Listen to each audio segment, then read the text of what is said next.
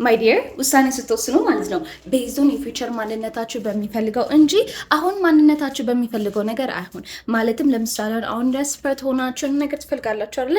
ዘን አሁን በምትፈልጉት ነገር ውሳኔዎች የምትወስኑ ከሆነ የወደፊት ማንነታችሁ ያ ነገር ላይ ያስፈልገው ይችላል። ምክንያቱም አሁን ላይ በጣም ደስፐሬት ናችሁ። ስለዚህ ውሳኔ ላይ ሲመጣ ግራ ከገባችሁ ለመውሰድ በተለይ ራሳችሁን ጠይቁ እስቲ። የወደፊት 2 ዓመት ማንነቴ፣ የወደፊት 5 ዓመት ማንነቴ ይሄን ነገር ይፈልገዋል ወይ?